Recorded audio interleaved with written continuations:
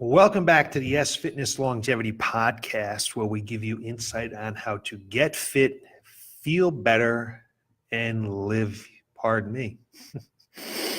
The branding of police will be all over me for that one. So we help you get fit, feel younger, and live better. It's been a long day. Got the day started about 4:45 this morning, so I apologize for that.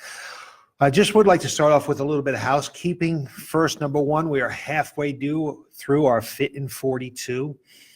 Our participants are getting some amazing results this time. For example, Joanne, I won't say your last name, Joanne, because she wants to be anonymous, but Joanne has made over a 15-pound change in the first 3 weeks. That means she has lost either 15 pounds of fat, gained 15 pounds of muscle, which is very unlikely, or a combination of both. So I can't tell you exactly what she's lost because I'm not allowed to let her know yet, but she has made over a 15-pound change in just the first 3 weeks of Fit in 42. I'm proud of you, Joanne, and keep up the good work. We got 3 to go. Second, we are getting ready for our halfway point, our second in-body scan for our New Year, New You challenge. In this contest, the winning team can win all kinds of money. They are doing a fabulous job. As I look at the chart to see who's been getting in, it is a fierce competition this year. People are getting into the coaching center 5-6 days a week. They are bringing in food journals, making tremendous changes in their eating habits.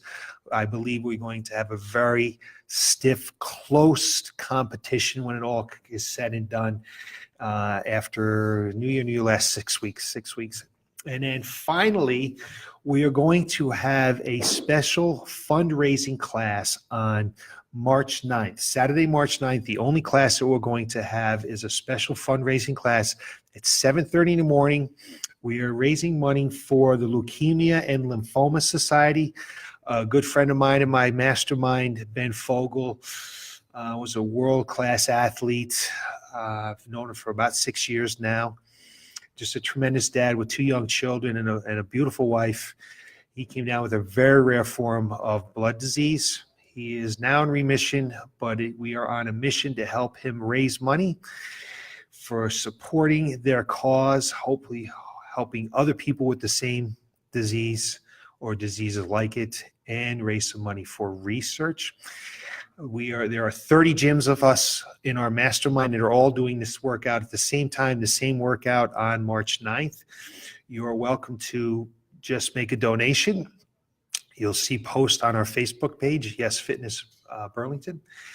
And if you don't want to attend or you can't attend or you want to just make a donation, if you want to come down and be a part of the event that Saturday morning, you're welcome to come down, whether you're a client or not. You can make a donation then, or you can just come and take our class with us for support. Any donation helps, whether it's $1, $5, $10, whatever it is, it goes to a great cause, and it's helping a lot of great people. So that's on March 9th at 7:30 a.m.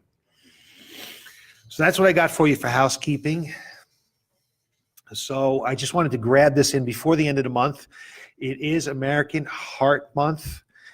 February is American Heart Month, and everybody wants to have a healthy heart.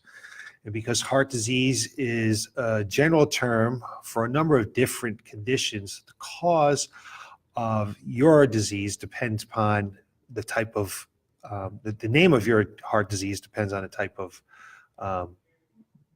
disease that you have. The bad news is that heart disease is and remains extremely prevalent in our society. It's a leading cause of death for men and women in the United States. The good news is that there are simple, everyday habits you can make a difference in your ability to live a long, healthy life. So what I'd like to do today is go through just three things that are on my list that are not good for your heart, things you may already know, you may not know, but they also affect your longevity, your ability to live a long, healthy life, and give you some suggestions on what you can do to help you with these lifestyles that you have. So the first one is watching TV. everybody's going to watch TV, right? Sitting for hours on end is a risk for heart attack and stroke, even if you're exercising regularly. Intermittent exercise does not take care of that time that you're just sitting. This lack of movement affects your blood levels of fats and your sugars. A 2018 Nielsen report shows that the average American adult spends nearly half of their day watching television or in front of some type of technology. That's 11 hours a day in front of technology. And certainly in the Northeast, that can happen at this time of year with all the snow and the cold and the wind and the bad weather. I know I found myself sitting watching TV on Saturday, nestled in the corner with a blanket on, and I sat down to watch an episode of The Americans. Now, I'm not a binge watcher, and I've been trying to get through The Americans for years now. I think I'm on season number 4, and there might be 8 seasons. But it would be very simple for me to just click a button and watch 4 or 5 episodes in a row. Next thing you know, I'm sitting down for 3 or 4 hours and not doing anything. And it's real simple if you're together with friends and you're sitting down to watch Game of Thrones and you're going to binge watch Game of Thrones on a Sunday afternoon, to just go through and not even get up.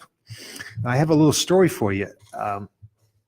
Back when I first started in fitness way back in the early 90s, my nephew was young, my nephew Jimmy, and he came up to me. He knew I was into exercise, and he said, Uncle Chris, I want to be able to do push-ups. What can I do?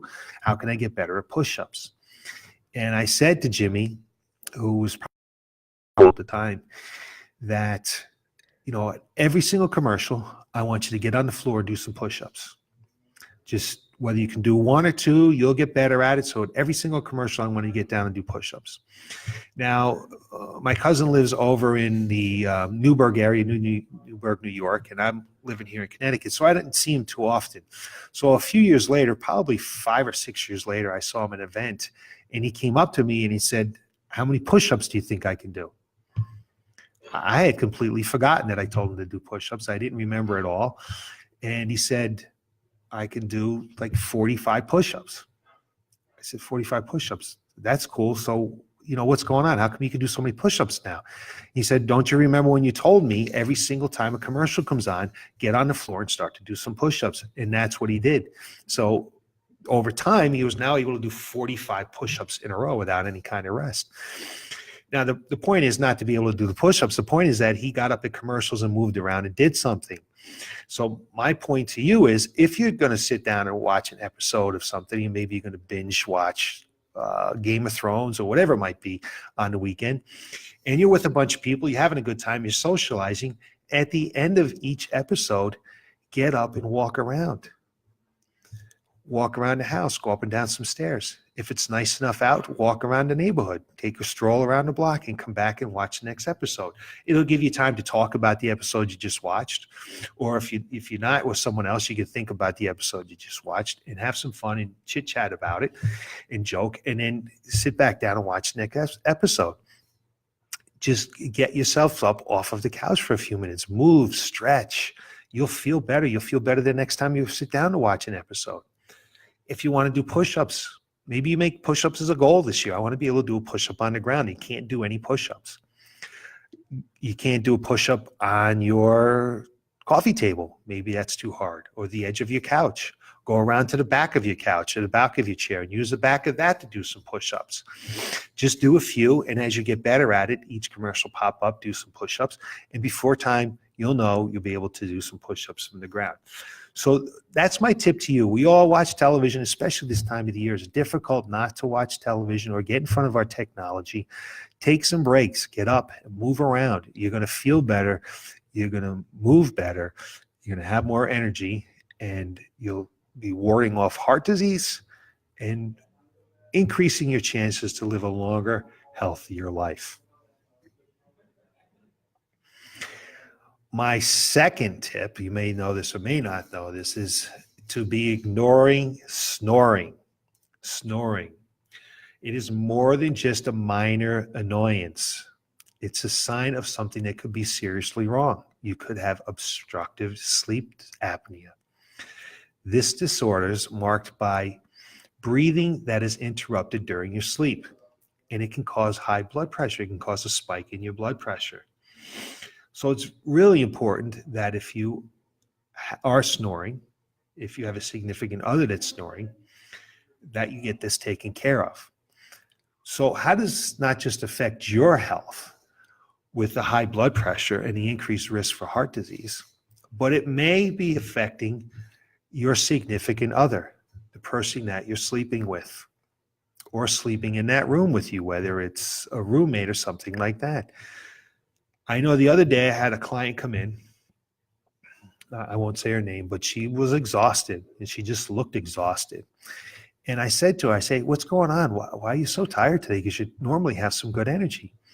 She said that her husband was snoring and it got her up multiple times during the night, and she just had a terrible night's sleep. We know that studies show us that if you sleep less than 7 hours, you're affecting your telomere length. Telomeres are a sign that's used by science to tell our age, or how long we're going to live. The shorter the telomere, the less likely we're going to live longer. So not only is that snoring affecting the person, the significant other, their husband, but it's also affecting her health. We know that there's been a lot of disasters like the Exxon Valdez and the 3 Mile Island accident that were all accidents because of lack of sleep. That's what was determined the cause of these accidents. Whoever was in charge did not get enough sleep. 23% of the Americans that have been polled have all admitted to falling asleep while driving, nodding off while they're driving. I mean, on top of the effect of the telomere length, the lack of sleep can cause a serious accident. So take care of that sleep apnea. Get it checked out. If your significant other, roommate, husband, wife, whatever it might be, is snoring, have them get it checked out, because it's not only affecting their health and their ability to live a long time, it may also be affecting your ability to live a long, healthy life. The third one is it's either all or nothing. So this is how this kind of works and what's going on here, and why this is going to affect your longevity and your effects for heart disease. When you decide you're going to go work out, this happens often down here at Y.E.S Fitness at our coaching center. Someone comes in, they might be in the mid 40s or 50s, and they haven't exercised in a long, long time, or they've never exercised at all. And they come in and they go through our strategy session process where we sit down and we chat about what they've done in the past, what their health is like, what they like to do, what they don't like to do, what their goals are. We see how they move and how they function. And we sit there and we finally just come up with a plan. And I'll ask them, how often do you want to work out? How often do you see yourself working out? And often they'll say, oh, I want to work out 5, I want to work out 6 days a week. They're all gung-ho, they're ready to go. And you don't want to squelch that enthusiasm. You don't want to suppress that enthusiasm as I sit here. But I know in the back of my mind that if someone hasn't worked out in a long time, or they've never worked out, and they're going to come to a coaching center and they're going to exercise for the first time, one of the worst things they probably can do is go for it. Go just say, I'm in this for 5, 6 days a week. I tell them, no, we're not going to start off like that. Because what will happen is, number one, you could get hurt. Now you're not exercising. Now you're increasing your risk for heart disease, and you're suppressing any kind of benefits you might have from exercise to live a long, healthy life. If they don't get hurt, they might be so sore that it's not a whole lot of fun. Then they don't want to go back to the gym, and then the cycle begins. They're not exercising, they're not helping their health. Third thing might happen is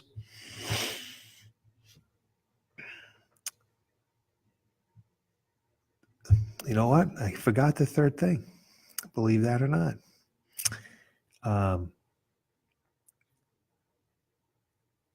If they try to come in 5 or 6 days a week and they're not successful at it, they might start to get discouraged. They might start to get upset with themselves. They might start to beat themselves up. They might get a little anxiety. They might get some depression. They might pull back from exercise because they're not able to keep up that expectation of 5-6 days a week, which is very difficult to do. So I sit there and I tell them, hey, you know what? Let's figure out a plan that's going to be successful in the beginning. And maybe we can get to 5-6 days a week. But let's just start off with what really makes sense for you. We're going to do some strength training a couple of days a week. Let's see if we can do some metabolic once or twice a week, or get some cardiovascular work in once or twice a week. Let's feel good when we're done exercising. Let's get the benefits of exercise by having more energy, sleeping better, feeling better, moving better, and grow from there. So all or nothing. Going and working out, going to a gym and not knowing what you're doing, and killing yourself and not being successful is not a benefit. It's actually going to hold you back, and you'll quit exercise. Next thing you know, you'll be increasing your risk for heart disease, and again, losing the benefits of exercise for longevity. So there are 3 things. Watching television, which I know people are going to do this time of the year, and people do often. People are on their computers or on their iPads or on their phones, whatever they might be doing in front of technology. Put it down a little bit, move around, talk to somebody, have some interaction with people. You will have a better chance to live a longer, healthier life if you do that. Number 2, snoring.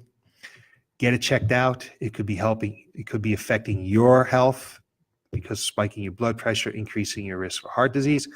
And 2, it could be affecting the health of the person that's sleeping with you. And 3 is, let's not go all or nothing here. Let's be sensible about our goals. Let's be sensible about our exercise.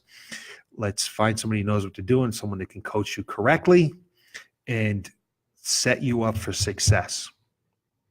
So those are 3 things. If you have any questions, need help with anything about heart disease, certainly post it, give me a call, email me, whatever it might be, come through my door, and I'd be more than happy to help you out with that stuff. So look for more tips on how to get fit, feel younger, and live better from us down here at Y.E.S Fitness next Tuesday at 3:30. I appreciate you taking the time to watch it, and have a great evening. Thanks.